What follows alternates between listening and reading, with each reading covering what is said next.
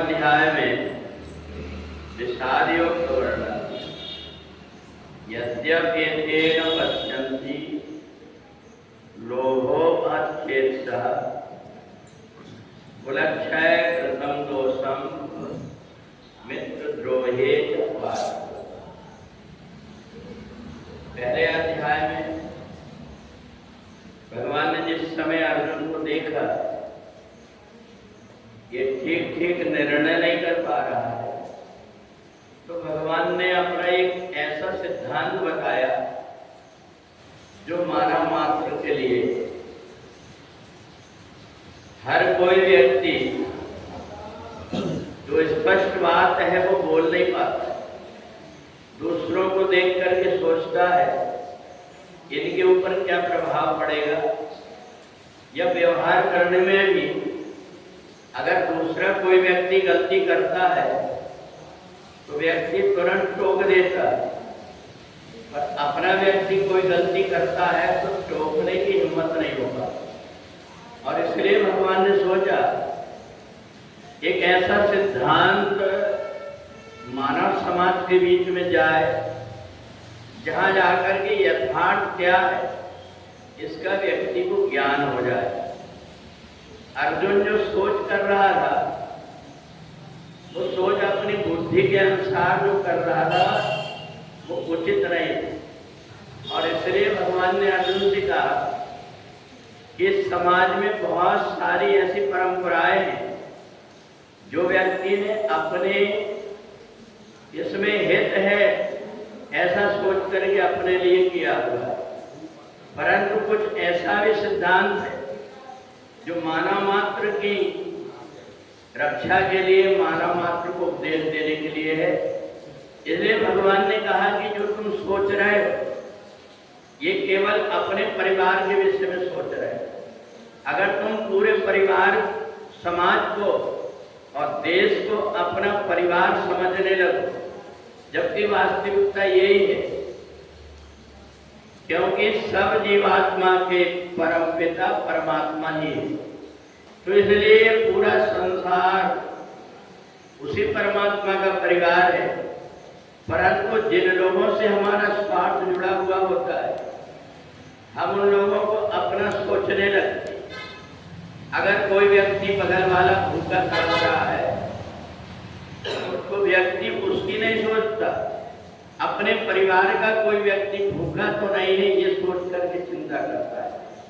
तो इसलिए भगवान ने कहा ये मानव का स्वभाव होता है, पर परमार्थ दृष्टि और कुछ कि जब मैंने प्रकृति बनाया तो प्रकृति में किसी के साथ में कोई प्रकार का भेदभाव नहीं किया, सभी व्यक्ति को दो हाथ दो पैर मुख दिया। अगर मैं चाहता कि इनमें अलग अलग भेद रखना है तो अलग अलग व्यक्तियों को अलग अलग ढंग से बना करके उनके अंदर एक विशेष पहचान बना देता। जैसे आम का पेड़ भगवान ने बनाया तो उसमें जो अलग अलग प्रकार के फल लगते हैं, कोई अलग प्रकार का होता है, कोई अलग प्रकार का, उनको देख करके व्यक्ति पहचान लेता कि इसका स्वाद अलग प्रकार का। ऐसे ही भगवान ने कहा ये प्रकृति जो बनी हुई है इसमें सममम प्रिय सब मम उपजाए, जितनी भी चीजें हैं ये सब मेरी बनी हुई है। इसलिए आज तुम जो सोच रहे हो मोह के कारण कि ये लोग जो गलत कर रहे हैं इनको मैं कैसे मना करूं, ये बाद में जाकर के समाज के लिए घातक होगा।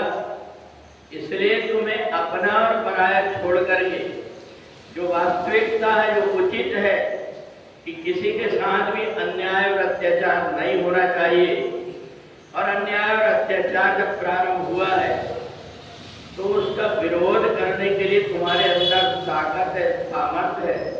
इसलिए तुम जैसे सामर्थ्यवान व्यक्ति भी अगर अपने कर्तव्य से पीछे हटोगे तो ये संसार चलेगा क्या।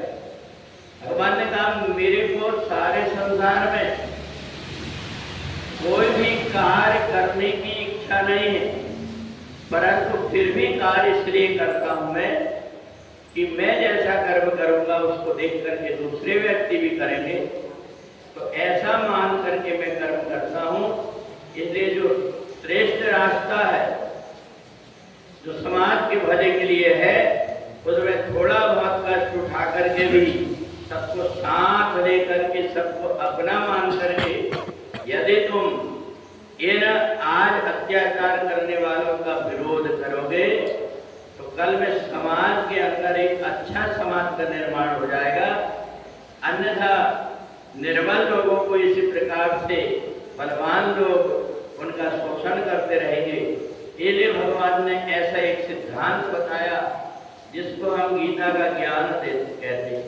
ये गीता के ज्ञान में कोई प्रकार का कथानक नहीं है, किसी राजा महाराजा की कथा नहीं है, बल्कि जीवन में हमें क्या करना चाहिए इसका रास्ता गीता के माध्यम से भगवान ने अर्जुन को माध्यम बनाया और हम सबके लिए अपना जो श्रेष्ठ सिद्धांत है उसको प्रतिपादित किया।